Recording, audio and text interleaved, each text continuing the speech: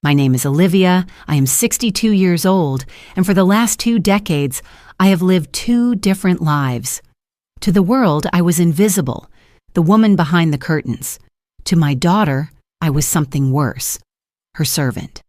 I cooked, cleaned, ironed dresses, answered phone calls, and stood quietly in the corner while she basked in the light. Tomorrow is her birthday gala, 40 guests at a 5-star hotel. She smirked at me earlier, her tone sweet but sharp as glass. It's only 40 guests. Just put it on your card. She expected me to bow, to plan, to pay, to praise. She thought my silence meant obedience. What she didn't know is that tomorrow, when she walks into that ballroom, her jaw will drop. And the real surprise will still be waiting. For 20 years, I have swallowed her commands like bitter pills. I smiled when she demanded, nodded when she dismissed me, and stayed quiet when her husband laughed at me. She called it love. I called it duty. But I knew in my bones that I had become her unpaid servant mother, someone she paraded around when convenient and hid when she felt embarrassed. My hands carried the weight of her world, while my own heart grew heavier with every passing year. I think about the times she handed me her shopping bags without a glance, or the day at her wedding when she told the maitre d', "That's my mother." Just treat her like staff. I think about the way Victor, her husband, whispered at the table, loud enough for me to hear, "She should be grateful to have a roof." Those words carved scars no one could see. I bore them all, telling myself it was family, that a mother's job was to endure. But endurance has a breaking point. I learned that when I stood in the empty ballroom last week, checking the space she had chosen. I could almost hear the echoes of her laughter, her friends praising the grandeur she didn't earn, all bought with the credit she expected me to offer. My reflection in the tall mirrors didn't look like a servant. It looked like a woman who had been waiting for the right moment. And so, tomorrow is not just her birthday gala. It is the day everything shifts. She believes she owns me, that I exist to carry her through her life's performances. But she has no idea that the script has already been rewritten. She will walk into a room expecting applause, and instead she will face silence. The absence of prepared flowers, the missing trays of hors d'oeuvres, the bare tables will speak louder than I ever could. And in that silence, she will see me. Not the servant mother, but the woman who chose to stop bowing. Before I tell you how I reached this point, I want to invite you to stay with me through the rest of this story. What happened at that gala wasn't just revenge. It was the moment I reclaimed my worth, the moment I drew a line no one could cross again. If you've ever felt unseen, dismissed, or treated as less by the people who should have loved you most, then this story is for you. Share where you are watching from, join me as I retrace these steps, and maybe you will see pieces of your own journey mirrored in mine. Because what I discovered is simple. Respect is not a gift you beg for. It is a boundary you draw. Now let me take you back to the command that set everything in motion. The next morning, Diana swept into my kitchen without knocking, as if the house belonged to her. She wore a silk blouse the color of champagne, her hair polished into perfection, and her eyes carrying the same disdain that had lingered there for years. She didn't even greet me. She dropped a thick folder onto the table with a sound that startled the quiet morning air. "It's just 40 guests," she said casually, as though it were the simplest thing in the world. "Put it on your card." Her tone was sharp, the same tone she used when speaking to caterers or assistants. She looked straight through me, not at me, and her lips curled in that way she had whenever she thought she was being clever. I stared at the folder. Inside were lists of menus, flower arrangements, guest names, and special requests. She had penciled her notes in the margins. Make sure the wine is vintage. Order a harpist. Double-check the ice sculptures. I knew this handwriting well. It was the handwriting of a daughter who never questioned whether I would obey. I raised my eyes to her, but before I could speak, she was already pacing the room, rattling off more instructions. Oh, and remember, the gala is not about you. Just make sure everything goes smoothly, like you always do. You're good at that." She paused to check her reflection in the kitchen window. Her words sliced me open, though I kept my face calm. In her mind, I was not her mother, but her personal staff. My years of silence had trained her into believing it was her right. My heart pounded, not from fear anymore, but from the strange clarity that comes when you finally recognize the line that has been crossed too many times. She thought I would nod, pull out my credit card, and handle every detail as I always had. Instead, I let the silence stretch between us, thick as the air before a storm. The folder remained on the table, untouched. She tapped it with her manicured nail. "Well, don't just sit there. We don't have much time." The hotel needs confirmation today. I thought about telling her then and there who I really was, what I had built, how little she understood about the woman she called mother. But I didn't. Not yet. Timing matters.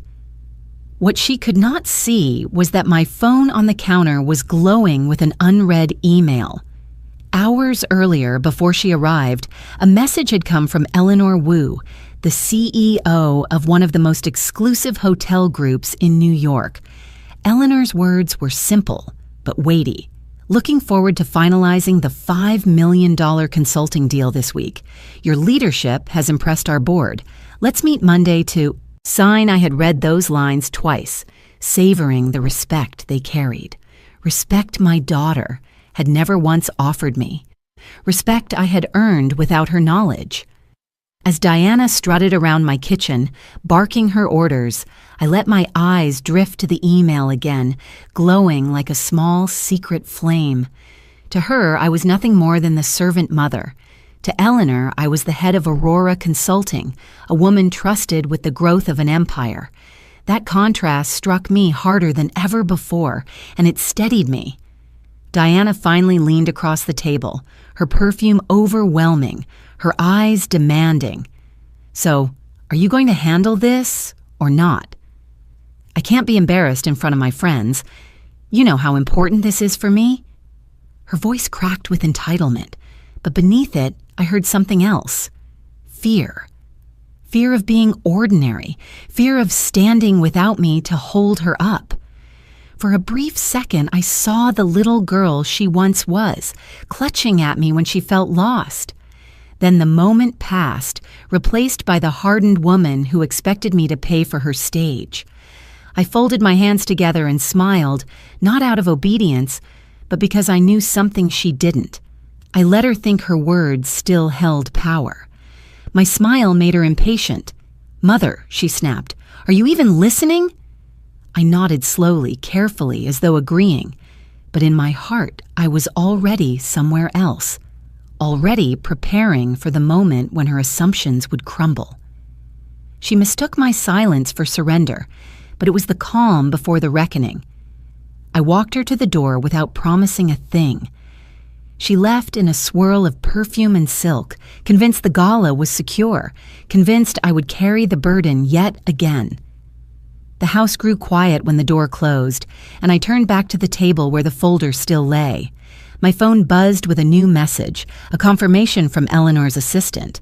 The contrast could not have been sharper. My daughter's demands on one side, and a powerful woman's respect on the other. For the first time in years, I felt something bloom in my chest. Not resentment, not grief, but possibility. What Diana could never imagine was that the story she thought she was directing was no longer hers to control. Tomorrow she would learn that the woman she treated like a servant was capable of choosing her own script. My name is Olivia, and when I rewind my life, the memories don't play like a film. They snap like a string of photographs, quick and unforgiving. The first is Diana's wedding morning. I arrived before sunrise with garment bags, steamed her veil, and solved the seating chart. When the maitre d' asked who I was, Diana smiled without looking at me. "She's staff," she said, as if the word were obvious. 3 summers later, a walk-up apartment during a heat wave. Diana called at dawn. "We got the keys early. Can you come?" I hauled boxes up 4 flights while she directed with a coffee cup. The movers needed a signature. She pointed to me. She handles that. I signed, paid for the extra hour, bought lunch so we wouldn't look cheap, and watched her post a photo captioned, "New Beginnings." A spring brunch at her house. I arrived early to open the house, baked quiches, rinsed berries, arranged roses in a pitcher her grandmother left me. She swept in 40 minutes late and said, "Mom, take coats." And I stood at the door for 2 hours with a smile that hurt. After the last guest left, she kissed my cheek and whispered, "Perfect as always," the way people praise service. At Emily's 3rd grade recital, I brought flowers and a camera. Diana handed me her tote and vanished toward the music teacher. A woman I recognized tilted her head. "Are you the nanny?" "You're so good with the child," I held the words I wanted to say. Later, Diana posted a photo captioned "Proud Parents." I took the picture. I wasn't in it. The smaller memories pile up. Birthdays I baked for and never tasted. Holidays where I ironed tablecloths no one noticed. Sick days with a cool cloth on Diana's forehead. While she complained, the curtains made the light look old. Texts arrived at midnight. "Can you send money for the deposit? Can you pick up Emily at 7? Can you fix the centerpiece? Victor invited partners?" My replies were hands, not words. The quiet inside me thickened like winter air. A charity event she wanted in 2 weeks. "You know everyone," she said, tossing me a list that trailed off the page. I negotiated with vendors and drafted notes she would sign without reading. On the night, she shimmered like ice and leaned in to ask, "You didn't wear anything too loud, did you?" Later, Victor raised a glass. Here's to Diana's flawless taste and to her mother, who never needs the spotlight. Laughter rose like steam. The hospital the day Emily was born is the only soft space. Diana crushed color from my fingers and begged me not to leave.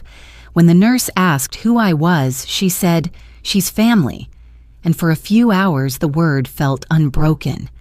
Weeks later, hollowed out by sleeplessness, she snapped, "Why can't you anticipate?" I anticipated everything and still managed to be wrong. A grocery store aisle. A friend congratulated Diana on a dinner party and asked who catered.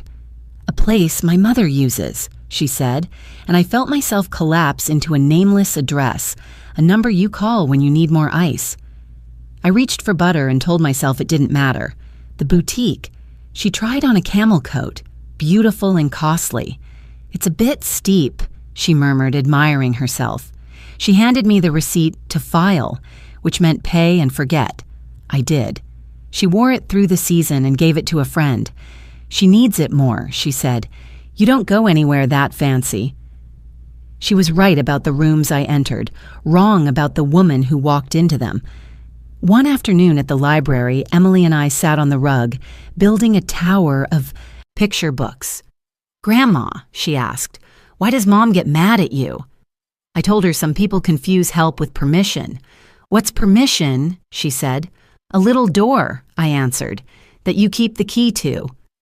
She placed her hand over mine like she was covering a keyhole and nodded as if she understood a map I hadn't taught her yet. There were school auctions where I donated consulting hours under a generic label because Diana wanted the prestige without the association. "It's cleaner," she said. Clean became another word for unseen. I learned to tuck my name into the lining of things and walk away. Late nights, my phone pulsed with requests I answered before I was fully awake. I said yes so often the word felt borrowed. The last memory is quieter than the rest. I was wiping a latte ring from Diana's counter when she said, "Smile more. You look severe when you don't." I caught my reflection in the microwave door, a woman whose face had learned not to want. I rinsed the cloth and wrung it out until the water ran clear. Something small and stubborn inside me lifted its head. I didn't argue. I put the cloth away and stepped outside under a sky so open it made my lungs ache. When I lay down that night, I didn't replay the insults. I pictured a key, cool in my hand, and a door inside me that had rusted from disuse. I slept for 6 hours and woke knowing the real had changed. Watching these cuts in order, I felt grief first, for the girl I let my daughter stop seeing. Then I felt a steadier thing, the click of a lock opening from the inside. I have been many useful shapes. I can be another. I won't raise my voice. I won't beg to be seen. I'll simply rearrange the room. I am ready to step out of the montage and into the life no one believes I have. Tomorrow I will stop carrying what is not mine, and the woman my daughter calls servant will meet the woman I let the world see when she isn't looking. I will be ready then. Most people, even those closest to my family, never knew what I did when I stepped out of my quiet house each morning. They assumed I spent my days running errands, clipping coupons, or waiting by the phone for Diana to call. In truth, I took the train downtown, walked into a glass tower where the elevators whispered past 50 floors, and unlocked the door to an office that carried my name, Aurora Consulting. I built it 25 years ago from nothing more than a borrowed desk and a conviction that clear strategy could save companies from ruin. Today, it is worth tens of millions, with clients that stretch across industries, from technology to hospitality. I remember the first time I walked into the current headquarters. Marble floors, high windows, a reception desk polished until it glowed. Employees in sharp suits greeted me as Miss Whitfield, though I rarely encouraged formality. To them, I was not someone's mother.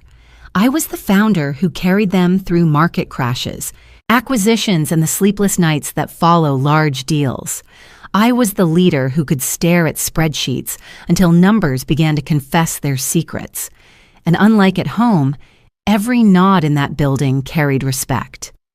Marcus, my COO, has been by my side for over a decade.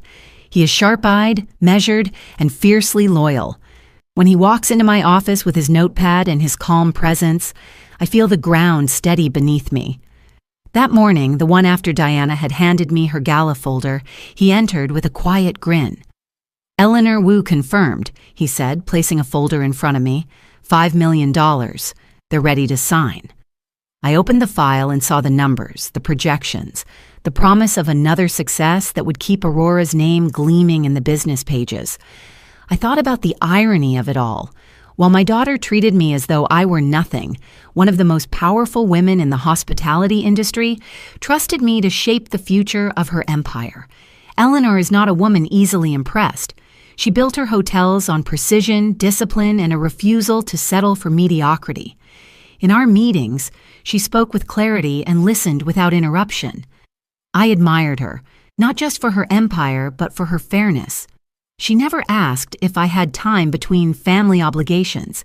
She never assumed my work was secondary. To her, I was a peer. Her latest email carried a note that struck me. "Your perspective always cuts through the noise. We need that now more than ever." Those words lodged deep inside me, not because they flattered, but because they acknowledged.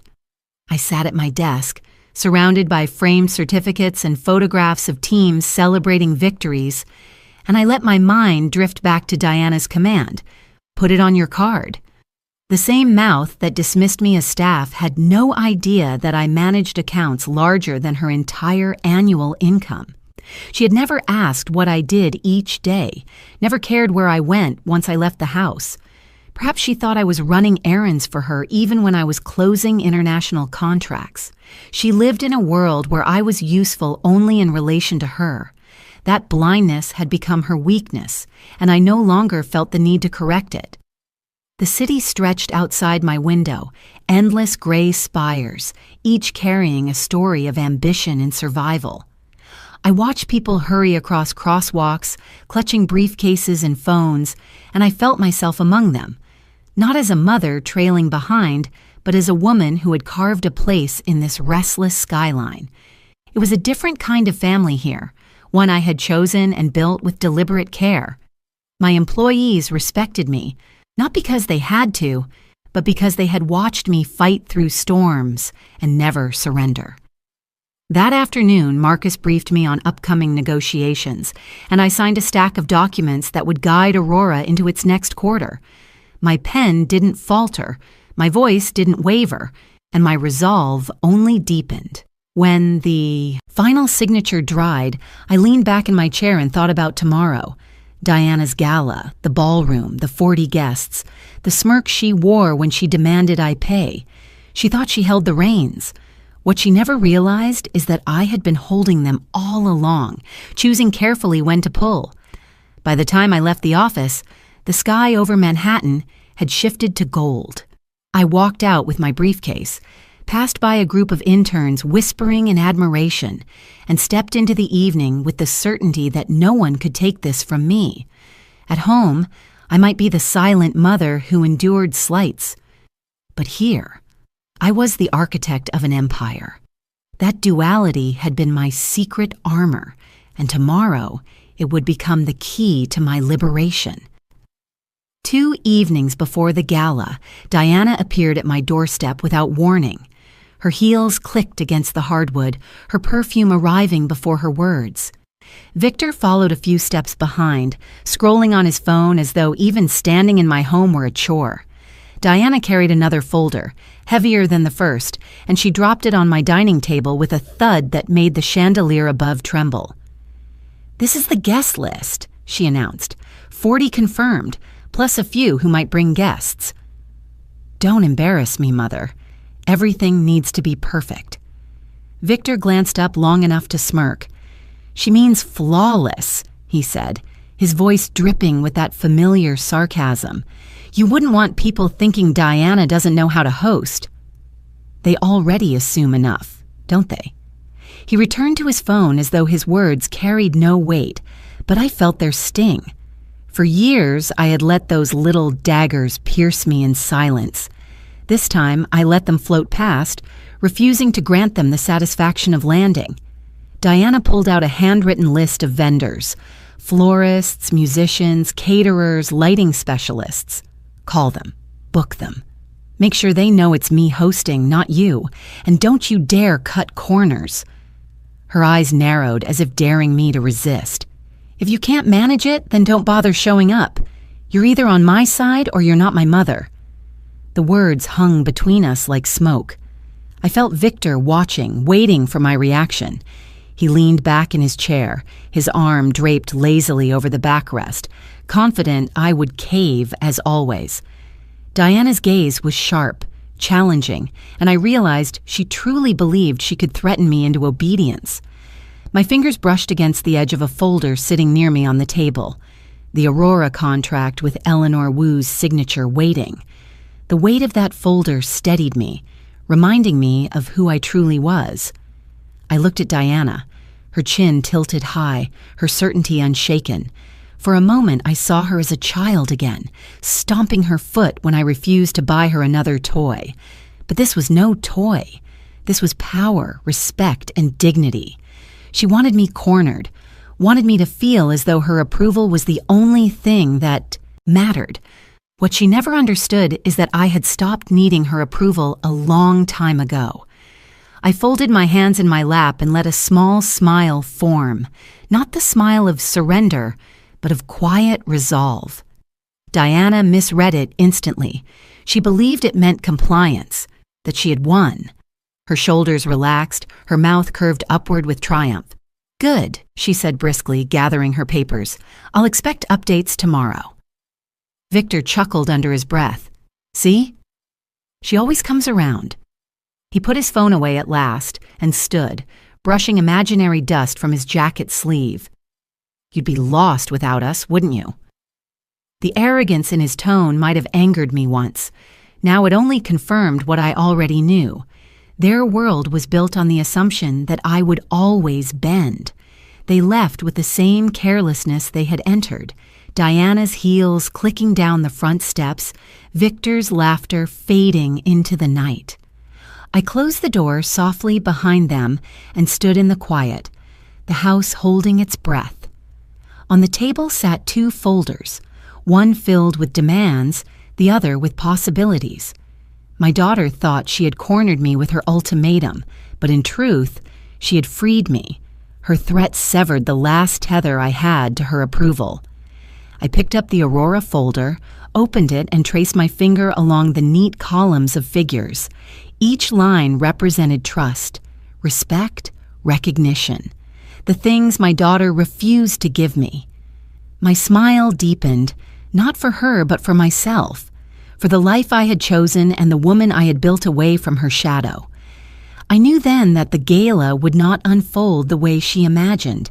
She would walk into that ballroom expecting adoration, and what she would find instead was emptiness, a reflection of how she had treated me all these years. The chandelier above swayed gently as if agreeing with my decision. I closed both folders, one atop the other, and carried them to my study. Tomorrow I would begin preparing for the only event that mattered, the moment I stopped being her servant and reclaimed my place as something she had never allowed herself to see, her equal, and beyond that, her teacher. That night the house was so still that I could hear the clock ticking in the hallway, each second a small hammer against the silence. I sat at the dining table long after Diana and Victor had gone, staring at the two folders they had left behind in spirit, if not in presence. One carried her demands, the other carried my future. I ran my hands over the covers and felt the weight of my life press into me. For years I had chosen silence, thinking it was a kind of love, thinking endurance was the only way to keep the peace. But love without respect is only servitude, and peace built on humiliation is nothing but surrender. I opened the folder Diana had dropped and read through the list of vendors. It was endless. Florists, caterers, entertainers, decorators, all with notes scrawled in her sharp handwriting. She had even underlined the word perfection twice, as if daring me to fail. I traced the ink with my finger and then closed the folder. Next, I opened the Aurora contract, the one Eleanor Wu was waiting for me to sign. The contrast could not have been clearer. In one folder, I was treated as invisible, a tool to be used. In the other, I was recognized, trusted, and valued. The decision sat before me like a scale, and for the first time, I did not hesitate. I rose from the table, walked into my study, and laid Diana's folder flat on the desk. Beside it, I placed a single sheet of paper I had been working on for weeks, an emergency vendor list I had prepared long ago for my own team. It was basic, incomplete, missing the polish of a full plan, but it would suffice if someone truly cared to use it. I tucked the sheet inside the folder and closed it again. I knew Diana would see it as help, but to me it was something else entirely. It was a mirror. If she wanted the gala to shine, she would need to work for it. I would no longer carry her weight. I leaned back in my chair and looked around my study. The bookshelves were lined with case studies, market reports, and memoirs of leaders I admired. The framed photographs of my staff at Aurora stared back at me, each face a reminder of battles fought and won. These were people who trusted me to make decisions that mattered, who thanked me when the work was done, who never mistook my silence for weakness. I thought of Marcus, always steady, always at my side, and Eleanor, whose respect had reminded me of my own worth. They knew me as Olivia Whitfield, CEO. Diana knew me only as mother, servant, scapegoat. Tomorrow, that split identity would end. The clock in the hallway struck midnight. I walked back to the table and picked up the Aurora folder, holding it close against my chest. It was more than contracts and numbers. It was proof of the life I had built, the life no one could take from me. I placed it carefully in my briefcase and locked it. The sound of the clasp closing was like a seal, a vow.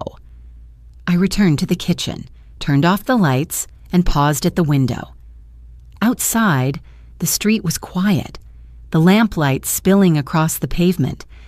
I thought about my late husband, about the advice he had once given me when our daughter was still a child. One day, you'll need to decide whether you live for her approval or your own truth. I had chosen wrong for years, burying my truth beneath her demands, but now I had chosen differently. When I finally climbed into bed, I felt no fear, only a deep and quiet certainty. Tomorrow, Diana would discover that I was not hers to command. She would walk into that ballroom and face the emptiness she had sown. She would come to understand that respect cannot be demanded by those who refuse to give it. For me, there was no going back. The decision was made, and my silence had turned into something unshakable.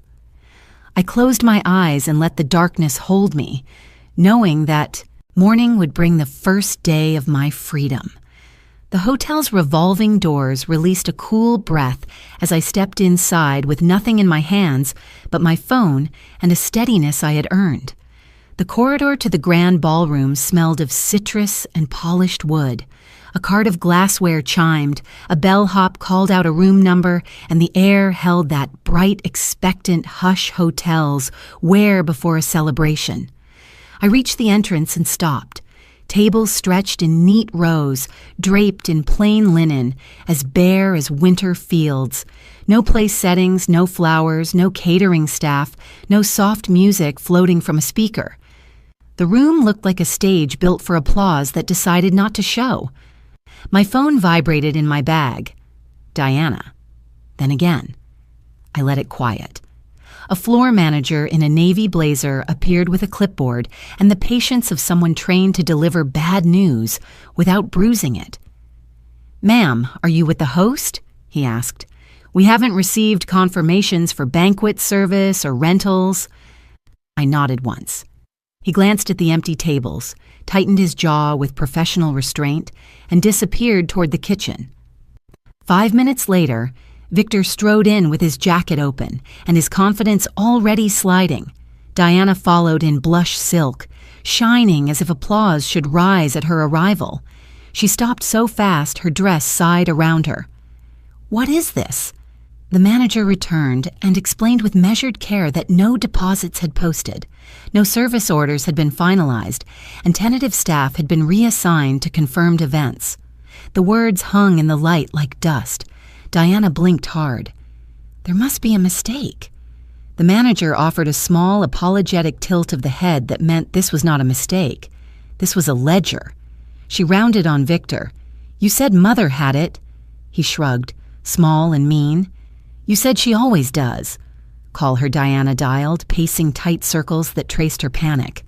"Mother, pick up," she said to the ringing line. "Answer me." My bag hummed against my hip.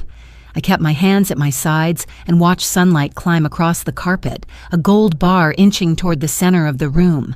Guests began to arrive in glittering pairs, speaking with the bright voices people use before they know what they have stepped into. The first couple stalled just inside the doorway, unsure where to place their smiles. "Is this minimalist?" a woman asked her husband, trying to make a joke sound like a compliment. Laughter rose and thinned. Two men drifted to the windows and talked about the skyline while their eyes kept returning to the naked tables. Diana moved among them with a stretched smile and an explanation that kept changing shape. "There's been a delivery delay. We're trying a new format. Cocktails first." Each sentence frayed at the edges. I stood near a column and opened my email. A message from Eleanor's office sat at the top, a band of words that understood its own importance. Confirming Monday at 9. Board attending. Your deck is the clearest we have seen this quarter. The sentence steadied me like a hand at the small of my back. I slipped the phone away and looked up to see the manager offering Diana a short menu of last-minute options. A pared-down buffet if the kitchen could spare capacity, basic place settings pulled from storage, rental chairs if a truck could be turned around in time. Each option required time, deposits, and humility. Diana nodded too fast, then turned and demanded results faster than the laws of kitchens allow. Emily arrived with a friend's mother, her hair pinned with tiny pearls, her face bright with the hope children carry into rooms that do not deserve it.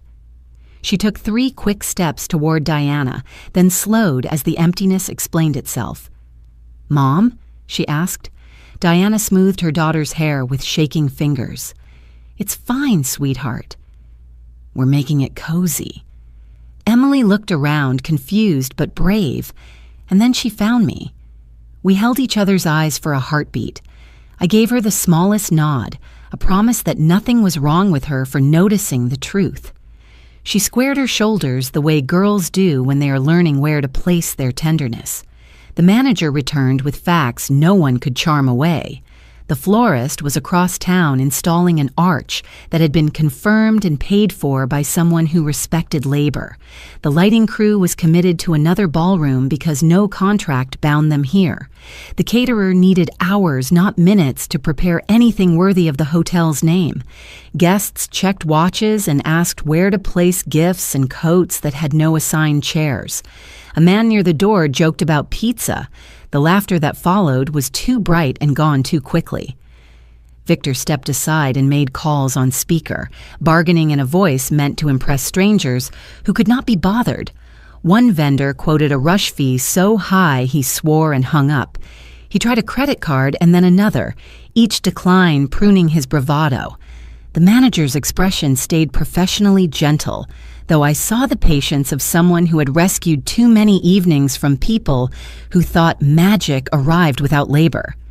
Diana kept calling me while standing 15 feet away, as if the act itself might summon a solution. When she finally saw me by the column, relief flashed first, then anger, then pleading. She came close enough that I could smell her perfume. Why aren't the flowers here? Where is the food? Why isn't anyone setting the tables? I met her eyes and let the questions rest between us. You had the list, I said softly. You had the time. Her mouth opened and closed. For a moment, I saw the child who once needed me to tie her shoes and feared the world would start without her. Then the practiced smile returned, thinner than it had ever been. Please, she said, and the word cracked. It carried need but no respect. I reached into my bag and took out a single sheet of paper, the emergency vendor list I had tucked into her folder days ago. I placed it on the nearest table. Start here, I said.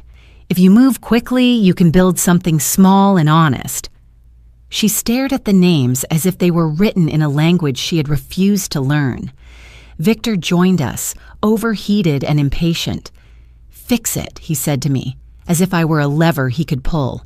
You're good at this. Do the thing you do. I looked at him the way you look at a locked door you have decided not to open. You both had every chance, I said. He muttered about standards and stalked away to make another call. The room grew louder and emptier at the same time. Strange physics I knew well. Guests clustered near the hallway, forming little islands where speculation could bloom. A woman asked if there would be speeches. Another asked about a toast. Diana promised everything and received nothing in return. The chandeliers kept sparkling as if light were enough. I stood in that glittering absence and felt a calm I trusted. I would not exchange my dignity for borrowed applause. Not today. My phone buzzed again with a final confirmation from Eleanor's assistant. I typed a brief reply and slid the phone back into my bag. Diana lifted her head and tried once more. Do not leave, she said, and what she meant was, do not make me stand here as myself. I stayed where I was. I am here, I said, but I will not do this for you. She looked past me to the tables, to the paper on the linen, to the door where more guests hesitated. She picked up the list with shaking hands and began to dial. The first call went to voicemail. The second rang and rang. The third connected, and her voice, stripped of entitlement, finally filled the empty room. The boxes arrived before pride could. 20 minutes after Diana started calling every kitchen in a 10-mile radius, a delivery boy in a red cap pushed through the ballroom doors with towers of cardboard that leaned like fragile buildings. Garlic and oregano rushed in first, warm and unignorable, drowning the polite scent of lemon polish. Guests watched with the stunned fascination people reserve for small disasters. You know you should look away, and you simply can't. Diana was still on the phone, promising miracles to anyone willing to listen. Of course the floral arch is en route, she said, pacing a thin track into the carpet. Naturally, the quartet is warming up. Her reassurances shattered the moment they touched the room. Victor lurked near the service hall, flinging numbers at vendors like darts. A rush fee made him swear. A decline made him slap the wall and cough to bury the sound. He straightened his jacket and re-entered as if posture could set a table. The delivery boy hovered a step inside the threshold, unsure whether this kingdom allowed cardboard. I met him halfway and smiled. "Thank you," I said, and his shoulders dropped in. Relief. The manager, measured and merciful, waved 2 servers forward. They wheeled out crystal cake stands, silver tongs, and glass cloches that looked like small crowns. Steam rose when we opened the boxes, blessing a day that needed blessing. A server slid a glossy slice onto a crystal charger. It looked like a joke the universe had written, and still, it was food. Laughter started in little cracks. Shock first, then relief. "Only in this city," someone said. A woman in sequins angled her phone to catch the chandelier's glow above the humble triangle of cheese. The photo leapt from screen to screen in seconds, a spark skating dry grass. Diana saw the flicker of phones and seized a flute from a tray that held nothing but air. "Let's all mingle," she announced. Teeth bright, voice tight. The word mingle suddenly a bandage across a fracture. The kitchen sent up bowls for salads we did not have. The manager, saintly in patience, arranged monogrammed napkins around the improvised buffet. He murmured to a server who returned with mineral water, nesting in champagne buckets. "Optics," he said gently, and I gave him the smallest grateful nod. Emily drifted toward me with a friend from school, eyes bright, mouth uncertain. "Grandma, is this okay?" she whispered. I crouched to her height. "It's food," I said. "People will eat and they'll talk." "That's what parties do." Victor cornered the manager and tried to turn impatience into authority. "You must have something, anything," he demanded. "Cold canapes, a cheese board. We're paying for this room." The manager's professionalism did not crack. "Sir, the kitchen needs confirmation in time. We receive neither. I can offer basic service and help you present what you have." Victor glared as if service were an insult and stomped off to call another number louder, as though volume could invent a contract. At the far doors, a familiar silhouette paused inside the velvet rope. Eleanor Wu, precise in charcoal, walked 2 executives through the level for another event. She took in the pizza on crystal, the nervous laughter, the bare tables, and the daughter wearing composure like a too-tight dress. Our eyes met for a fraction of a second. She gave the faintest nod, acknowledgement without announcement, and moved on, stride even, expression unreadable to everyone but me. Diana grabbed a slice and tried to turn it into charm. "Who doesn't love a little fun?" she said, posing while grease streaked a napkin embroidered with the hotel's crest. The joke did not land. A man by the window murmured, "My kid's birthday did this better," and his companion shushed him too late. Someone asked where to place gifts. A server gestured toward a bare table, then hurried back with a cloth to soften the sight. Sauce touched linen and bloomed into small red moons. The first delivery was not the last. Boxes of fries arrived with salt, glittering like frost. Paper. Cups joined the stemware, and sodas hissed when opened, absurdly loud beneath the chandeliers. I helped a server decant cola into flutes so the room could pretend to itself. The image was so exact, amber bubbles climbing tall glass, that for a moment I felt the ache you feel when someone is trying very hard to be gracious with too little. People began telling the story to themselves as they ate it. "It's a theme," one guest declared. "Urban chic." Another said, "I heard the original caterer canceled in protest." The lies worked like gauze, thin, not healing, but covering the sight. I stood at the edge with the cool of a column at my back and watched my daughter's performance loosen into something almost human. She thanked the delivery boy, mispronouncing his name but looking him in the eye, a small mercy taught by embarrassment. Emily returned with a plate assembled with careful pride, a modest salad rescued from the staff fridge, a neat slice of pizza, 2 grapes rolling toward the rim. "For you," she said. I took it, my throat tight. "For us," I answered, and we shared the plate on a windowsill, 2 conspirators of kindness. Outside, taxis stitched yellow thread across the avenue. Inside, the chandeliers burned like indifferent stars. By late afternoon, the room found a rhythm, not the elegant choreography Diana had imagined, but a looser, truer movement. Clusters of conversation, servers passing with quiet efficiency, laughter settling into warmth instead of nerves. Yet everything gleamed with the wrongness that birthed it: grease fingerprints on crystal, cardboard stacked behind a velvet curtain, a sign reading "No outside food" turned discreetly to face the wall. The manager checked in once more. "Would you like us to plate the remaining slices with greens?" he asked. "Yes," I said softly. "Let people feel taken care of." Victor returned with a plastic smile and announced a playful twist on tradition.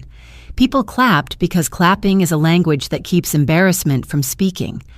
Diana lifted her chin and pretended the evening was hers again, then flinched when a fresh box slid across the linen and left an oil shadow behind it. When the last box closed and the cloches were polished again, I stepped away from my column and drew a breath that tasted like oregano and resolve. Across the room, Diana laughed too loudly at something no one had said, and Victor counted tips he had not earned as if money could polish failure. My phone lit. A new message blinked from a number I knew by heart. I saw enough. "Let's talk Monday." I slipped the phone away and watched the room settle into the story it had made of itself. I did not rescue anyone. I would not. I stayed long enough to memorize the picture. Pizza on crystal, cola in flutes, a daughter smiling so hard her face might crack, a granddaughter steadying herself beside a woman who refused to disappear. Then I turned toward the doors, carrying nothing. The revolving glass breathed cool air as I stepped out, and behind me the laughter thinned, the way laughter does when it finally hears itself. By the next morning, the story had already grown legs longer than anyone in that ballroom could imagine. I woke to the sound of my phone buzzing on the nightstand, not with Diana's frantic calls this time, but with news alerts and messages from colleagues. Pictures of pizza slices balanced on crystal plates glittered across social media. Some posts mocked gently, others savaged without mercy, but all of them carried Diana's name like confetti scattered on asphalt. Hashtags sprouted overnight: Gala meltdown, crystal pizza, high society, low effort. I scrolled through them with quiet hands, watching how quickly humiliation becomes a spectacle when people smell arrogance in the air. Neighbors whispered before I even left the house. Mrs. Hargrove, who once eyed me over hedges as if I were nothing more than free labor with a lawnmower, stopped me at the mailbox. "Such a shame," she said, her tone steeped in satisfaction. "All that grandeur reduced to cardboard. People are saying your daughter forgot to pay the caterer." I met her gaze, steady and unflinching, and said nothing. Silence unsettled her, more than defense. She shifted on her porch step and finally muttered, "Well, I suppose every family has its surprises." Her smile thinned, and she went back inside. I walked away with the first taste of how revenge sometimes spreads without a hand guiding it. By noon, gossip had bloomed through every circle Diana prized. Texts flew from one so-called friend to another. A designer I knew from years past posted a picture of the chandelier with the caption, "When elegance meets takeout." The comments underneath multiplied, strangers laughing at the absurdity, acquaintances adding sly remarks about Diana's obsession with appearances. What began as whispers twisted into open ridicule. People who once smiled at her parties now delighted in her stumble.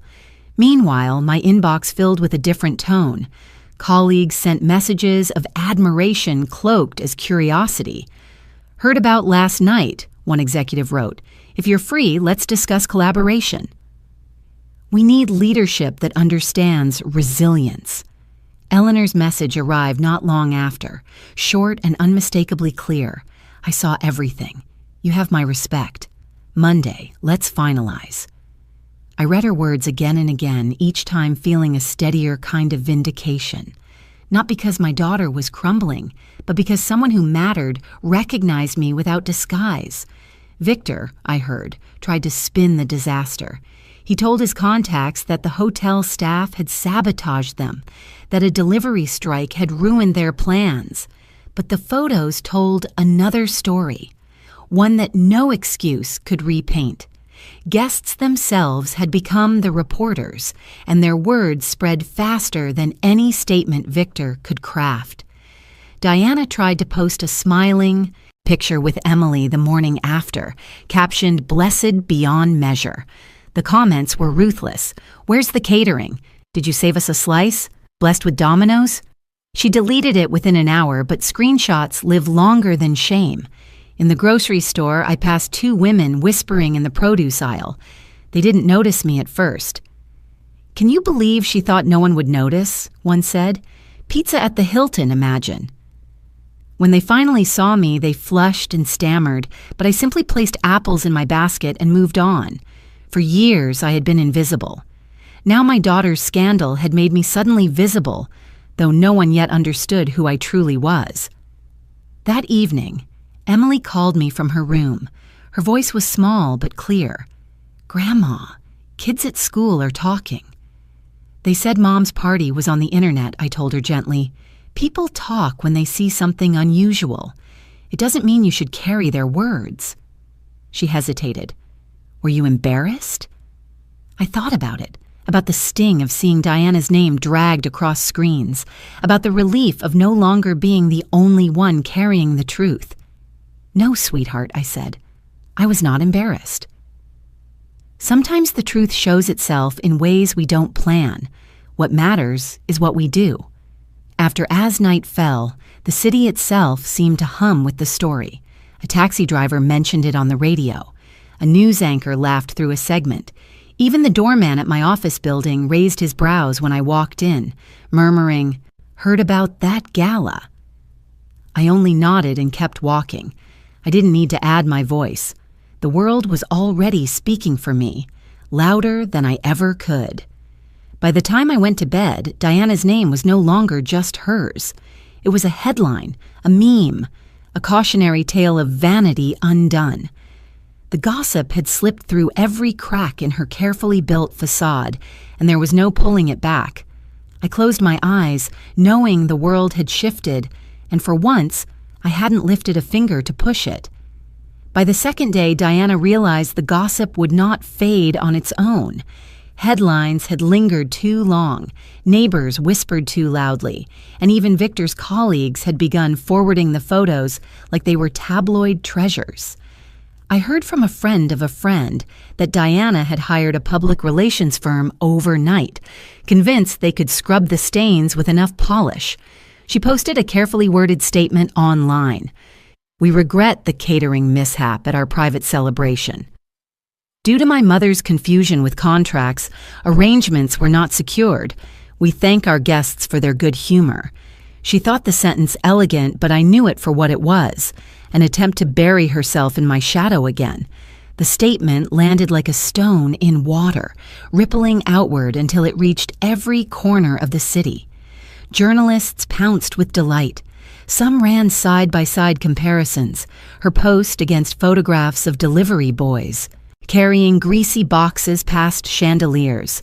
Commenters circled the phrase "my mother's confusion" like vultures. "Confused enough to call Domino's?" one wrote. "Confused but paid the bill, right?" another chimed in. Screenshots of her deleted comments surfaced again, undercutting the narrative she tried to stitch. Victor doubled down, telling colleagues that I had grown forgetful, that age had blurred my memory, and that their humiliation was an unfortunate byproduct of my decline. The words reached me through acquaintances who did not know where to place their sympathy. Some hinted at concern, others smiled with pity, but most already knew the truth. They had seen me at board tables sharp as glass, negotiating contracts worth more than Victor's entire practice. The dissonance between his claims and my reputation only widened the cracks. By midweek, a local paper published a biting piece, "From Gala to Gaff, When High Society Orders Takeout." They quoted anonymous guests describing the spectacle. One said it was surreal, wine glasses and grease stains. Another admitted her mother stood in the corner like she knew something we didn't. The article never mentioned my name, but the omission itself sparked questions. Who was the mother? What did she know? The silence around me became louder than Diana's explanations. I watched it all from my office window, scrolling through headlines with a calm I had not known in years. Marcus came in holding a copy of the paper and smirked. "They're trying very hard to make you the villain." I looked at the lines again, then set the paper aside. "Let them," I said. "The story has its own truth. It doesn't need my defense." He nodded, understanding that silence can sometimes be the sharpest answer. At home, the phone rang incessantly. Diana's voice filled every message with desperation dressed as command. "Call me back." "We can fix this. You need to clarify. People think you ruined everything." I didn't return a single call. Each voicemail stacked into a tower of panic she had built for herself. The higher it grew, the more precarious it became. By Friday, even her allies had begun to retreat. Invitations dried up. The boutique that once offered her discounts reposted a meme of pizza under chandeliers without mentioning her name but leaving no doubt. Victor's clients pulled away quietly, citing scheduling conflicts. The spin had failed, and the attempt to drag me down with her had only spotlighted her fall. I sat at my desk that evening, a cup of tea warming my hands, and thought of how many years I had feared her disapproval. Now she was the one scrambling for approval in a world that refused to hand it back. I did not rejoice, not in the way she might have if our roles had reversed. Instead, I felt a steady weight lift, as if I had been carrying her expectations on my back and finally set them down on the ground. The truth had surfaced, not because I shouted it, but because she tried too hard to bury it. When the tea cooled, I placed the cup aside and opened my calendar. Monday's meeting with Eleanor and the board stared back at me, a reminder that while Diana scrambled to rewrite a story, I was preparing to step fully into mine. Monday arrived with a blue sky that pretended the weekend had not happened.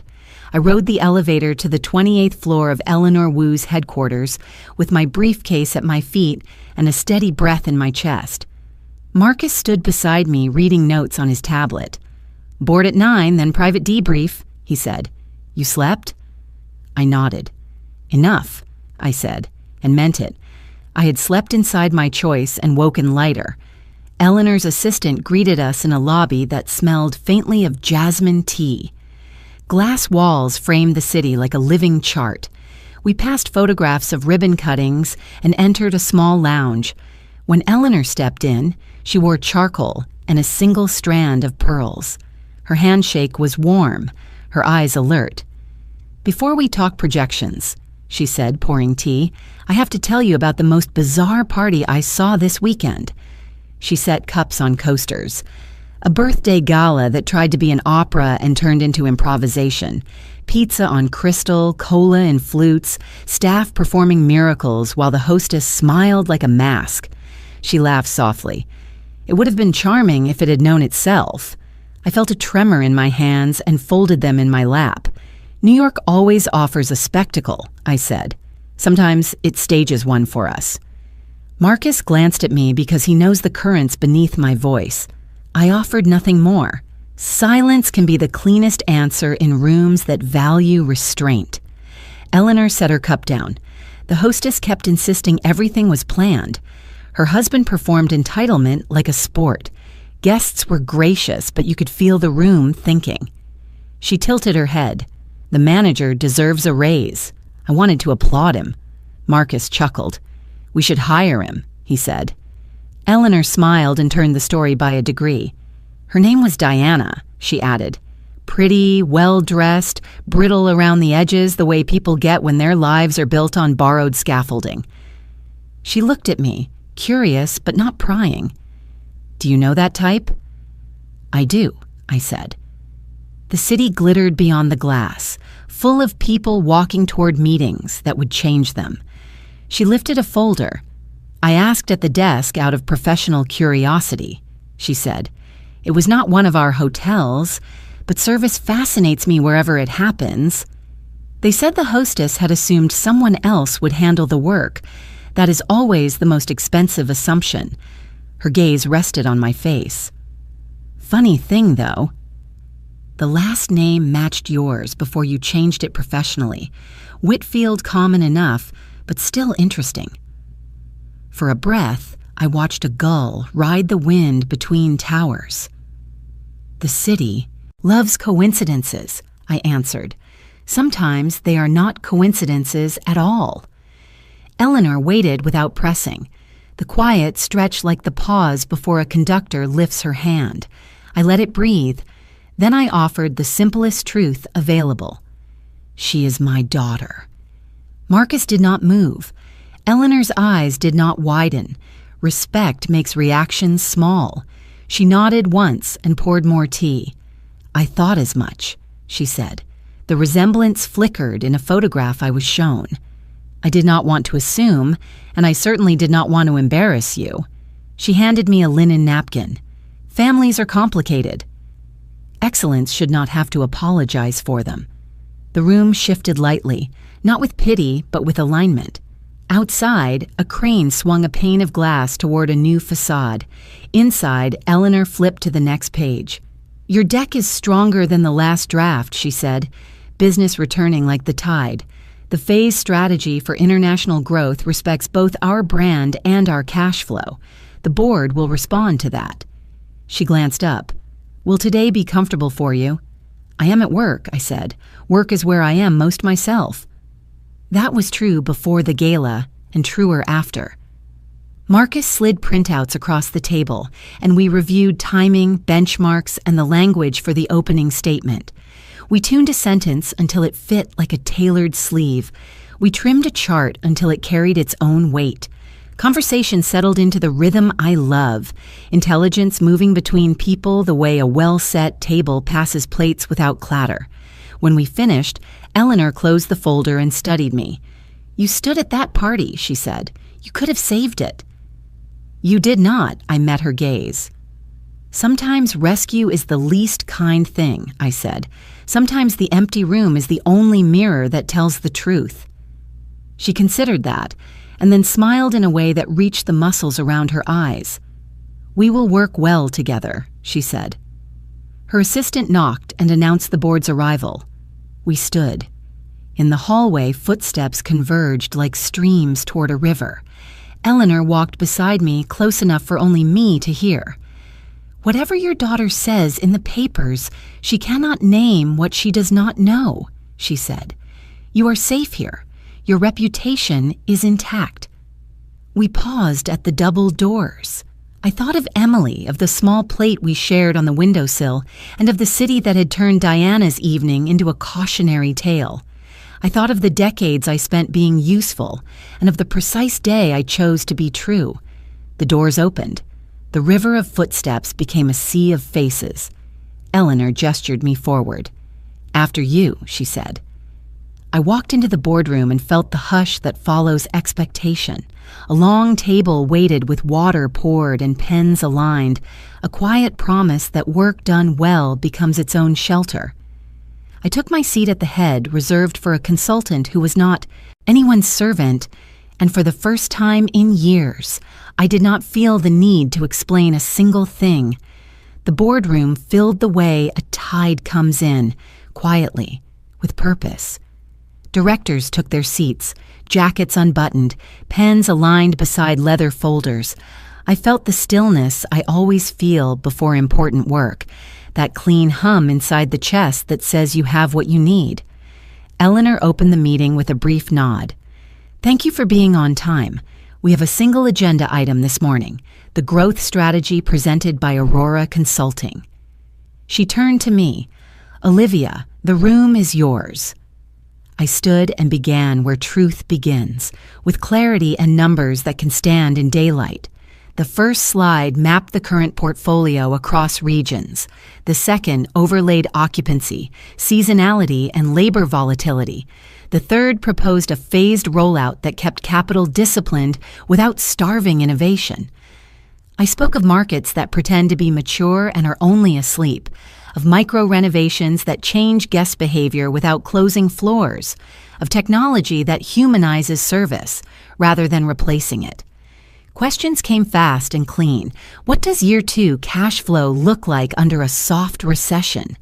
Which city will punish us first if our read is wrong? Where is the margin of safety? I answered each, not to impress, but because I had sat with the problems long enough to respect them. Marcus joined when I nodded. He explained the operations cadence and the scorecards we would monitor weekly. His voice steadied the table the way it always steadies me. When we reached the risk section, I did not pretend uncertainty could be erased. I named it, boxed it, and showed how we would carry it without letting it carry us. The directors leaned forward. One, a former airline executive, tapped his pen. "You're asking us to grow without grand openings," he said. "You're asking us to let excellence speak at volume 3 and win anyway." I smiled. "Excellence is loud when it repeats itself," I said. The room softened, not with ease, but with agreement. Eleanor waited until the last slide rested on the screen. A simple timeline, months instead of quarters. Not because we were rushing, but because attention is a kind of capital. "Thank you," she said. She turned to the board. "You know our alternatives. You know what we can buy and what we can build. You also know what happens when a company confuses noise with momentum." She set her hands flat on the table. "I recommend we approve the plan in full and engage Aurora immediately." The chair cleared his throat. "Any objections?" None came. There was only the sound of pens and the soft rasp of paper as signatures found their places. A folder slid toward me. I signed where tabs flagged my name. The room exhaled. The quiet that followed did not feel like an ending. It felt like a beginning that respected the work it would require. Eleanor closed her copy and looked at me across the table, something like gratitude bright in her eyes. "One more thing," she said, and lifted her phone. "There is a rumor floating in the city that misidentifies the author of the mess I saw on Saturday night. I prefer to clear the air when truth is cheap and confusion is expensive." She pressed a button and waited. The speaker chimed, then rang. A familiar voice answered, brittle with exhaustion and polish. "This is Diana." "Good morning," Eleanor said. "This is Eleanor Wu." We were both at a birthday event this weekend. A beat of silence opened, then Diana gathered herself.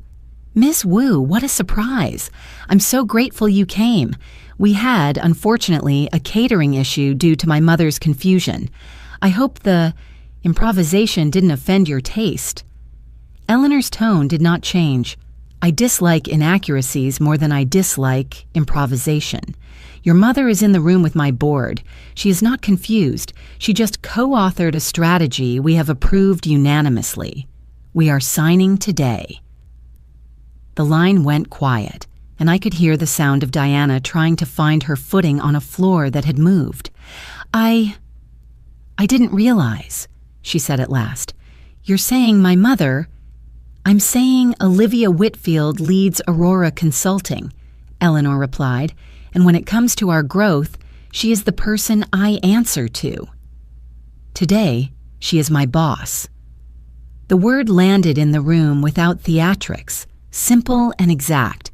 Directors glanced toward me with professional courtesy rather than surprise.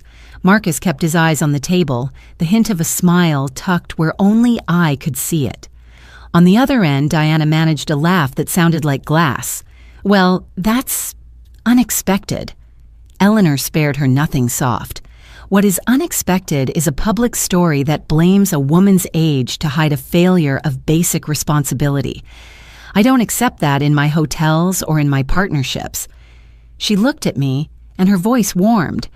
You should know who your mother is. Many people do.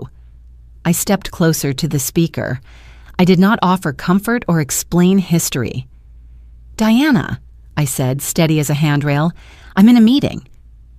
We'll speak another time. Silence pooled, then she murmured, Of course, and the line clicked off. Eleanor placed the phone face down as if putting away a tool she hopes not to use again. The chair leaned back. Well, he said, that's the clearest due diligence I've seen conducted in real time. Laughter moved around the table, quick and human. Papers shuffled. The assistants re-entered with a tray of coffee and a small plate of almond cookies that looked like a blessing. We signed the final page. Eleanor capped her pen and extended her hand to me. Welcome aboard, she said. Let's get to work. As we posed briefly for a photo to mark the agreement, Eleanor's communications director stepped in. We have a pending feature running this month, she said lightly.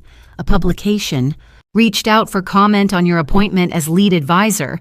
They also asked about the weekend incident. We have declined to discuss family. We will let competence be the headline. I nodded. There was nothing to add.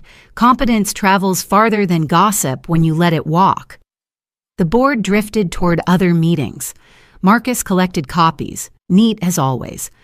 I looked out through the glass at a skyline that had watched me carry 2 lives for too long. In one life, I had been useful and unseen. In this one, I was exact. Eleanor touched my elbow as the room emptied. You stood where a lot of people would have rushed in to fix, she said. You chose not to, and because of that, an entire organization now understands your value. That is leadership. I thought of Emily's steady little plate on the windowsill, of the manager's patient hands, of the chandelier reflecting cardboard like it was a mirror. I thought of my late husband telling me once that dignity is a room you must furnish yourself. I looked at the signed contract, weighty and ordinary. Thank you, I said to Eleanor, for the room and the work. She smiled. For the work most of all. We walked into the corridor together, the city bright and unbothered beyond the glass. I carried my briefcase lightly. The door closed behind us, and it sounded like a hinge turning toward a future that had been waiting for me to open it. The morning after the board vote, the city felt newly washed, bright, and unforgiving. I walked to the corner bakery for coffee, and 3 different strangers glanced at me with that flicker of recognition. People wear when they think they have seen a headline walking. It was not my name they knew, it was the shape of a story, clipped and passed around until even the edges looked smooth. A business site ran my appointment beside a photo of the skyline, and colleagues forwarded it with small notes that said, "Proud of you and long overdue." I read them on the sidewalk with the steady breath of someone who has learned to accept respect without apologizing for it. By noon, the weather had turned for my daughter. Boutique partners stopped reposting her photos. A florist who once sang endearments into the phone wrote that their spring collaboration no longer aligned with brand values. The crisis firm sent a polite invoice and a notice of disengagement in the same breath. Her calendar, once a crowded vanity mirror, cleared itself like fog in sunlight. I did not call her. Silence does not mean indifference. Sometimes it is the only room where another person can hear their own thoughts. Victor's turn arrived next. A partner at his firm left a message that began with pleasantries and ended with an indefinite leave to protect client confidence. The words were legal cotton, soft enough to sound kind while absorbing the blow. I pictured him pacing his office, dialing favors that had already decided to go to voicemail. By evening, his headshot vanished from the website, replaced by a neutral gradient that looked like the absence of a man. The neighborhood noticed in its own way. At the weekly market, women who had once competed with Diana for eye contact studied radishes like rare gems. 2 peeled away and approached me with missionary smiles. "We hope your daughter is okay," one said, the way people ask after a storm has chosen the wrong house. I nodded and asked whether the berries were sweet this year. Gossip survives on nourishment. I have learned to starve it. At Emily's school, parents whispered in parking lots with the fake sympathy of people practicing lines for later. Emily slid into my car and stared at her hands until the first light. "Kids made jokes about pizza," she said softly. "I told them we shared a plate, and they stopped." I reached over and squeezed her fingers. "Sharing changes the math," I said. "It makes the story about kindness." She breathed out, the smallest victory. That afternoon, a local station aired a segment titled, "When Elegance Trips." They blurred faces and sharpened adjectives. Diana offered a gentler statement, but the anchor read it with the weary cadence of someone feeding a fire its own smoke. A reporter called me for comment. I declined and went back to work. The more I refused to let drama draft me, the more it walked itself into the quiet. Even the building where Diana held court began to turn. The concierge, who once greeted her with theatrical warmth, now offered a tempered nod, like a doctor delivering routine news. Packages arrived without the small bow the staff used to add when her name appeared. People remember how you made them feel. They repay it with interest when the currency flips. The apology came on a Thursday from a place I did not expect. Mrs. Hargrove, queen of the hedges and patron saint of neighborhood judgment, rang my bell at dusk. She held a foil-covered plate like a talisman. "Lemon squares," she announced too loudly, as if warding off embarrassment. Then she swallowed hard and began again, smaller. "I owe you an apology." I repeated things that weren't mine to repeat. I made assumptions. Her eyes were bright with the shock of her own humility. I invited her in. We sat at my kitchen table with 2 forks and the good plates. The lemon squares were too sweet by a margin, but the gesture righted the balance. "People surprised me this week," she said, smoothing her skirt that did not need smoothing. "You surprised me more." I poured tea and let her words sit where they landed. "Sometimes," I answered, "respect is just someone finally seeing what was always there." She nodded, cheeks blotched, and asked how to make it right. "Tell the truth where you told the rumor," I said. She did. 2 days later, at the neighborhood association meeting, she stood up in a folding chair circle and did exactly that. "I misjudged our neighbor," she said, voice trembling but firm.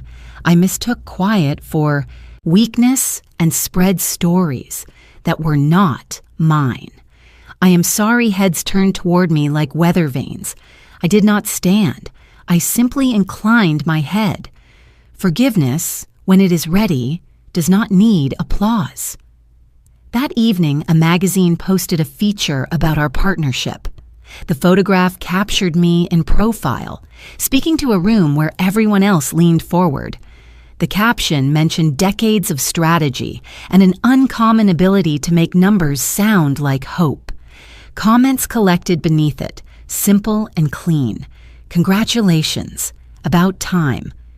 The contrast with the other headlines felt almost too neat, like 2 rails running in opposite directions.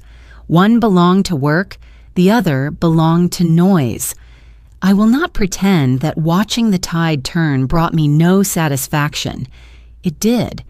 It also brought a quieter awareness I had not expected. A public fall does not teach the right lesson unless a private one lands after it. I could watch Diana's invitations evaporate, but if she did not examine the impulse that expected me to carry her life, the evaporation would only make her thirsty for the wrong water. Consequence without reflection is only a pause between reruns. The next day, Emily asked if we could bake. We measured flour and sugar while a soft rain checked the windows. Halfway through, she looked up and said, "If I mess up, will you still let me try again?" I laughed, surprised by the precision of the question. "Always," I said. "That's how we learn." She nodded, satisfied, and cracked an egg on the counter with more confidence than skill. We cleaned the spill together. When the lemon squares cooled, I wrapped half and carried them across the street to Mrs. Hargrove's porch. Emily rang the bell and waited for the door to open. It felt right that the gift should pass through her hands. On Friday evening, I walked past the hotel. Another event glowed behind the same chandeliers. Musicians tuned, florists fussed, staff moved like well-rehearsed kindness. No one knew me in that lobby. No one needed to. I watched the door sweep open and closed for strangers who would never understand the story the room had already told. Then I turned toward home, passing a newsstand where a tabloid headline tried one last joke. I let it pass like weather. By the weekend, Victor had retreated to a rented sublet near the river, and Diana filled her feed with photos of coffee cups and morning light that looked borrowed. Invitations still come to people who are generous in the famine. They stop for people who are only hungry. The circle had noticed the difference. A small thing shifted in me then, a hinge I had not oiled in years. I would meet my daughter when she was ready to speak plainly. Until then, I would hold the boundary that finally held me. When I lay down that night, the house was quiet in the right way, not the brittle quiet after a slammed door, but the deep quiet after putting things back where they belong. I thought of my husband's steady hands and the letter I had tucked away in my dresser drawer, the one I had not allowed myself to read in months. Tomorrow, I decided, I would open it. Some words deserve to arrive when the noise has finally tired itself out. I took the letter from the dresser drawer where I keep what still smells like him: cedar, paper, a trace of Sunday cologne. The envelope had softened at the corners from years of postponing courage. I carried it to the kitchen and set it beside a mug of hot water. He had dated it 9 months before he died. The handwriting steadied me. Measured, patient, the script of a man who never rushed. Live, it began, the name he saved for our quiet hours. If you're reading this, I am likely gone or going. I don't want the last of my words to be hospital sounds. I want them to be a room you can enter when the world is loud. I sat down. The page carried a gentleness that made my throat ache. You have always given more than you kept, he wrote. I've watched you make a home out of thin days and bruised evenings, and still open the door to those who arrived empty-handed. But loving people does not require disappearing for them.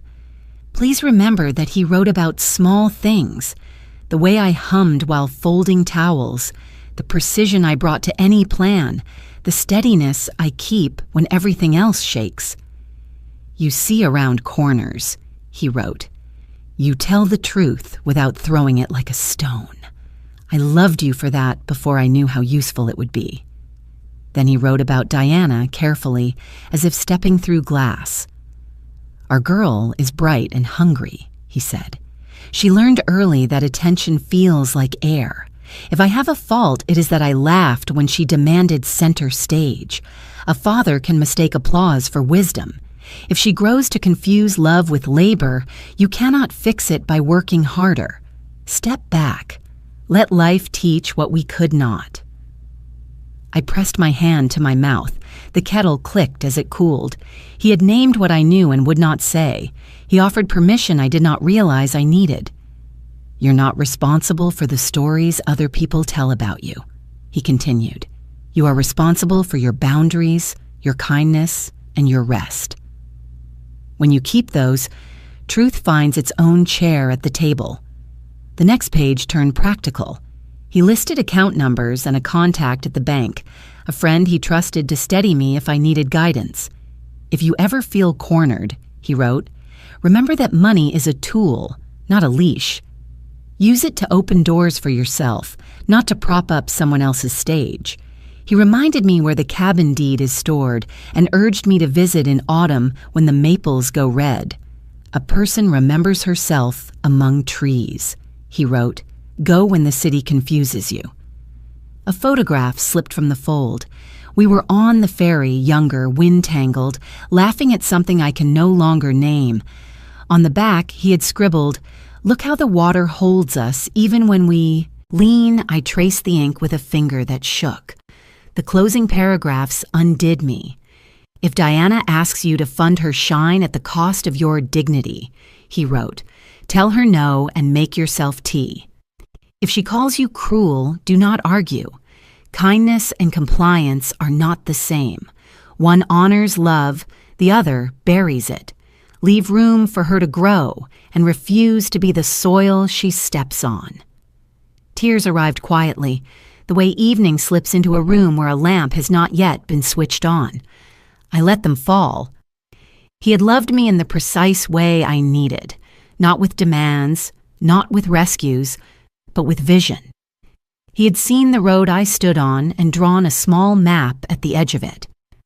When you doubt yourself, he wrote, read this and remember that I married a woman I respected.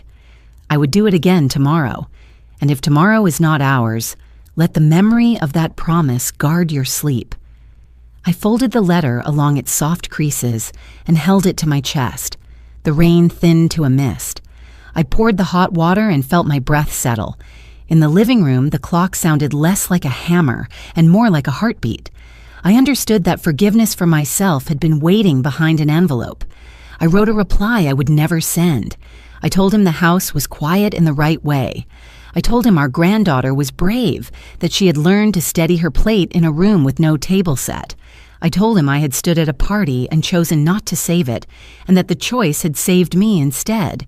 I promised to go to the cabin when the trees begin to burn with color, to sit by the lake and remember that water holds us when we lean. Before I put the letter away, I copied one line on a card and slid it into my wallet. Respect is non-negotiable. The phrase was not his, but it lived inside his sentences, and I wanted it near the place where I carry what I have earned. I returned the envelope to the drawer and opened the window an inch. Fresh air entered, cool and clean, carrying the smell of rain and something like beginning. The phone rang. I let it go to voicemail. I brewed another mug and set 2 cups on the table, speaking to the empty chair across from me as if the distance between worlds were only a veil of steam. I heard you, I said. I'm ready. Thank you. She came to my door at dusk with the look of someone who had run out of corners. I opened the door and let her in. She sat at the kitchen table without asking, fingers worrying the seam of her sleeve. Mother, she began, and the word tripped. I need your help. Her face had collapsed at the edges. It's worse than I thought. People won't let it go. Victor says you can fix this. You always fix things. I poured water into 2 glasses and set one in front of her. What do you need? I asked. She stared at the glass as if a script might rise from it. A statement, she said, from you. Tell the papers the hotel failed us. Say I was misled. Say it wasn't my fault. Her voice thinned. Please. I sat across from her and let the quiet stand between us. No, I said. The word was soft, but it did not move. She blinked, not understanding a world in which my refusal could live. You would let me drown? She whispered. After everything I've done for our family? I could have listed the evenings I carried her life while mine went breathless, the checks I wrote, the favors I begged. I didn't. I will not lie for you, I said, and I will not be blamed for choices you made. She flinched. Then what do you want? Not what I want, I answered. What I require if our relationship is to stop bruising us both. I took a card I had written that morning and placed it between us. 5 conditions, I said. If you can meet them, we can begin again. She stared at the card as if it might bite. I read the first. You will speak to me with respect. Requests, not orders. No shouting, no names meant to belittle. If I say no, you will accept it without punishment. I continued. Second, money is off the table. I will not fund events, debts, or image. You will not use my name, my card, or my credit without permission. If you mention me publicly, it will be truthful. I paused. Third, time and access. No more unannounced visits. You will call, and you will accept that I may not be available. Fourth, Emily is not leverage. You will not ask her to carry messages, and you will not withhold her to force my compliance. She may call me whenever she wishes, and I will be steady for her. Her eyes shone. I read the last. 5th, repair. You will correct the story you spread. You will apologize to the hotel manager and the staff you blamed. You will book therapy and attend weekly for 6 months. We will sit with a counselor together at least twice. I will not negotiate these. She looked smaller than she had since childhood. You're asking me to confess, she said, as if the word were a wound. I am asking you to be responsible, I replied. You built a stage on borrowed planks and expected me to hold it up. I'm done lifting. Her jaw trembled. You have always enjoyed being the strong one, she said. People admire you. Dad admired you. The last sentence thinned. She pressed her palm to her eyes. When I was 9 and my school held science night, you stood in front of my trifold and explained my project better than I did. Teachers praised you. I heard them. I felt like air next to you. She dropped her hand. I wanted you smaller so I could feel big. You didn't need me smaller, I said. You needed to grow. She nodded once, angry at herself. I'm tired, she said. Tired of pretending I'm effortless. Tired of calling you at midnight because I never learned to plan in daylight. Tired of seeing you and feeling the mirror point at me. The words came without polish. I am asking you to help me, but I don't know what help is. Help is boundaries, I said. Help is refusing to protect you from the lesson that will save you. I slid the card closer. Can you agree? She traced the edge with a shaking finger. The apology, she said. Public? Where you told the story, I answered. Not for spectacle. For repair. She swallowed. And therapy? Yes. I thought of the counselor who had taught me to sit with discomfort until it turned into knowledge. There's a woman I trust. I'll share her number. Her shoulders slumped, then straightened. And if I fail, then I will love you from a distance, I said. I won't punish or plead. I will simply be elsewhere. She let out a sound that was almost a laugh and almost a sob. You make everything sound simple and unbearable at the same time. Clarity often does, I said. At last she drew a breath that sounded like a beginning. I will correct the story, she said. I will apologize to the staff. I will not use your name or money. I will stop arriving without warning. I will ask for help like a grown woman. She touched the final line. I will book therapy. Will you come to the first session? Yes, I said. I will sit with you. I will not carry you. She rose to leave and then hesitated, the old habit of demanding scratching at her mouth. She swallowed it. Thank you, she said instead. At the threshold, she turned back. I was jealous, she said. Not of your work, of your calm. You always seemed whole. I didn't know how to be. You are not a broken thing, I said. You learned a crooked way to stand. We can unlearn it. When the door closed, the house held a different quiet. I washed the 2 glasses and set them to dry. In the living room, I wrote the date on my calendar beneath a single word, boundary. Diana called at 9 and said she had booked the counselor. I arrived early, sat in a quiet room, and waited. When Diana entered, she looked like someone who had finally set down a suitcase she'd pretended was featherlight. The counselor welcomed us with the steadiness that makes truth less frightening. We spoke in turns. Diana described the party plainly. She said she blamed me because blaming me had always worked. It bought her time and kept her image intact. She had treated my love like a faucet, my silence as guarantee. The counselor asked what she feared if she stopped demanding. That no one will choose me, she whispered. When it was my turn, I talked about years of useful invisibility and how care without respect corrodes the giver. I said the 5 conditions were not punishments but rails we could walk without falling. The counselor asked for commitments. Diana promised to return next week and to write a public correction before noon. I promised to keep my boundary even when it shook. We crossed the street to a cafe and sat in the corner. She drafted the statement on her phone. I misled, You, she typed. The hotel and staff were not at fault. I failed to confirm contracts and payments. I blamed my mother to protect my image. I'm sorry to the staff, the guests, and to my mother. I will repair what I can and do the rest in private. She added a line about calling the manager and posted it. Then we went to the hotel. The floor manager appeared with the same clipboard and patient dignity. Diana met his eyes. I'm sorry, she said. This was my responsibility. He accepted it and brought over 2 staff members who had carried the heaviest chaos. She apologized to them as well. On the way out, she asked how to contribute to the staff fund. He gave her the link. By late afternoon, the apology moved across the city, not as gossip, but as a correction. Some people mocked anyway. Others replied with short, decent words. I breathed easier, not because the crowd approved, but because my daughter finally spoke in a grammar that repairs. Victor arrived at 6, with outrage already lit. Take it down, he said, shrugging off his coat as if the room were the offender. You're admitting liability.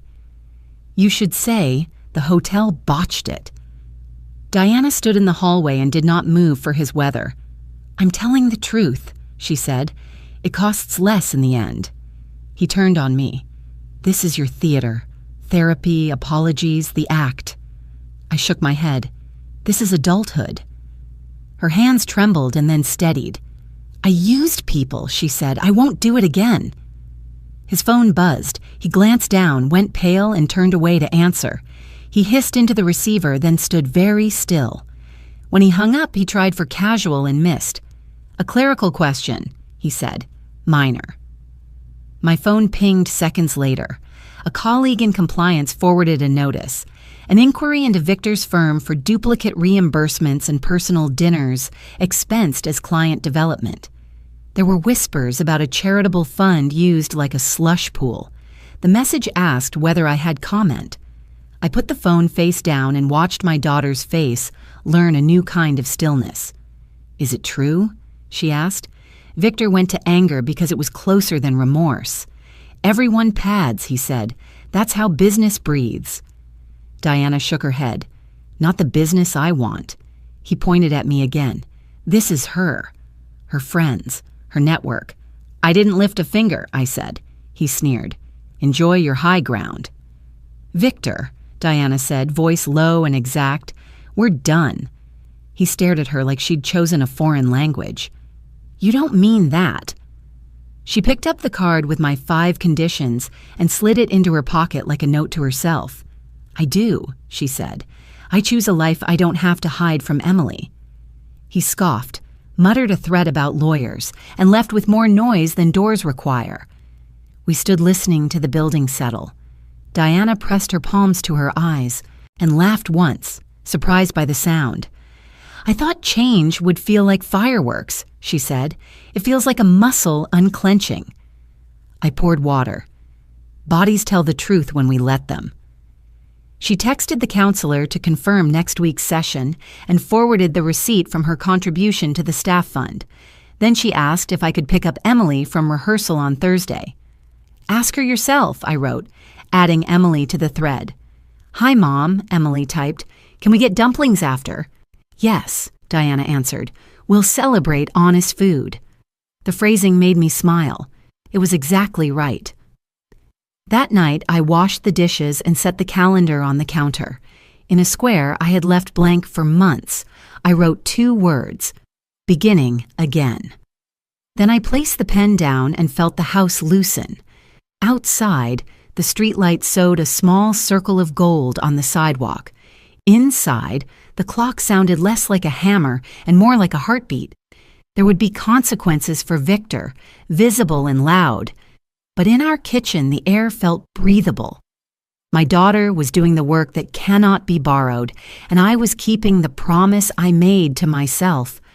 Tomorrow, I would plan a dinner that marked the change without parading it, a table where grace and order could sit together and be simple. I knew who would come, and I knew what I would say to the child who always notices. Respect is non-negotiable. I hosted the dinner on a Friday evening, the kind that made the city hum just outside the windows, while the penthouse glowed with its own stillness. My team from Aurora had transformed the dining room into something both elegant and calm. Long tables stretched under soft light, set with linen, crystal, and silver, polished to a gentle gleam. The staff moved with quiet precision, the same way I had seen them serve foreign dignitaries and corporate leaders. This time, the guests were not investors or clients, but my daughter, my granddaughter, and a handful of colleagues who had stood with me. When Diana arrived, she stopped at the threshold. She had been served her whole life, but never like this. Never with the deliberate grace that makes a person understand where they stand in the room. She looked at the table, then at me, then at the staff who waited for her to sit. Her mouth opened as if to speak, then closed. For once she had no script. She sat slowly, careful with the napkin, careful with her eyes. Emily rushed to me, arms circling my waist.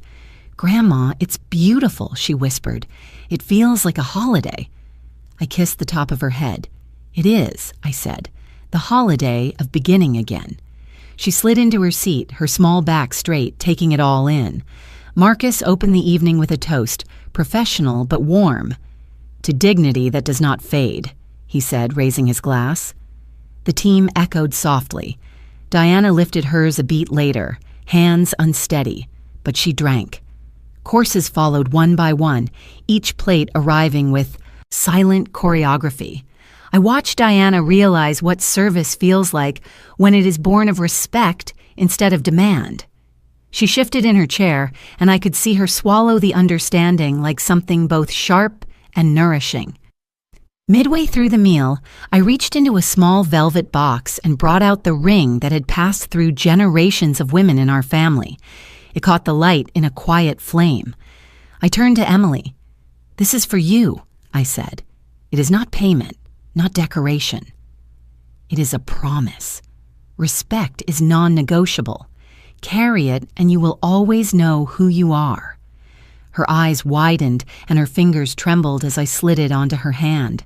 She whispered, "I'll take care of it, Grandma." Diana pressed her napkin to her lips, unable to stop her tears. The table was still for a moment, the kind of stillness that makes memory. Then conversation resumed, gentler than before. Diana leaned across to Emily and asked about her school project. She listened, truly listened, and I watched the child brighten. It was the smallest sign, but it was real. At dessert, Diana cleared her throat. "Mother," she said, her voice soft and plain, "I know I have used you. I know I have hurt you. Tonight I see something I never saw before. Service that honors, not diminishes. I want to learn that she looked at Marcus and then at me. If Aurora has a place for someone willing to work at the bottom and learn how to stand, I will take it." Marcus raised an eyebrow, waiting for my cue. I met Diana's eyes. "Respect begins with honesty," I said. "If you come as an employee, not as my daughter. No shortcuts, no favors. Do you understand?" She nodded. "I do." Emily squeezed her hand as if sealing the promise. The staff served coffee and petits fours. Outside the windows, the city glittered like 1,000 unopened letters. Inside, the air felt altered. Weight lifted, space widened. My daughter sat at the table I had set, not as its center, not as its tyrant, but as one of many, humbled and beginning. I leaned back and let the moment settle. For years, I had been the servant at her feasts. Tonight, I was the host and she the guest. The symmetry was complete. I did not need to say more. The work was already speaking. On Sunday morning, I walked through Central Park as the leaves began to shift into their autumn fire. The air carried that crisp edge that makes you believe change is not only possible, but necessary. Joggers passed with headphones, children tugged at balloons, and dogs chased the last of summer's shadows. I carried no briefcase, no lists, only the comfort of my own steps. For the first time in decades, I felt whole in public, unmasked and unafraid of being seen. I thought of the path I had walked to arrive here. 20 years of silence, of being called staff in my own family, of writing checks with no acknowledgement, of enduring humiliation so routine it became wallpaper. I remembered the ballroom stripped, bare, the echo of empty tables, the glint of pizza grease under chandeliers. That night had not destroyed me, it had freed me. By refusing to rescue, I had rescued myself. Eleanor's words replayed in my mind. You chose not to fix what was never yours to fix. The boardroom vote still lived in my bones, the calm of competence winning without spectacle. Contracts had been signed, deals launched, and my name carried with respect into rooms that once ignored me. I thought of Marcus steadying every plan, of colleagues who finally looked at me as I was, not as a shadow behind someone else's show. But more than business, I thought of family.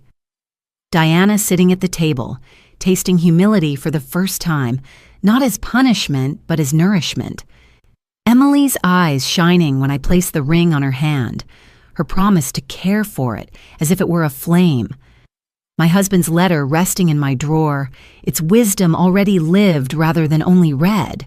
I whispered to him as I crossed the park. I listened. I said no, and I'm still standing. The city moved around me, strangers carrying their own invisible battles. I wondered how many mothers were out there, mistaking servitude for love, mistaking endurance for peace. I wished I could tell them what I had learned, that silence can heal when it is chosen, but it can wound when it is forced, that boundaries are not cruelty, they are clarity. That respect is not a gift someone grants you. It is a fact you carry until others have no choice but to see it. I stopped at a bench near the pond and watched the water hold the reflection of the trees. A father lifted his child onto his shoulders. A woman read a book with her coat tucked around her. A group of teenagers laughed so loudly the geese startled. Life went on, ordinary and miraculous. I sat with it, letting the quiet around me feel like reward instead of punishment. In that stillness, I said aloud the words that had become my compass. Value doesn't need permission. Respect is non-negotiable. They were not slogans. They were the architecture of my rebirth. When I rose to walk home, the sky had softened toward evening, and the city lights began to blink awake. I did not hurry. I did not fear the phone or the knock at the door. I belonged to myself, fully, finally. And that belonging was the beginning of everything else.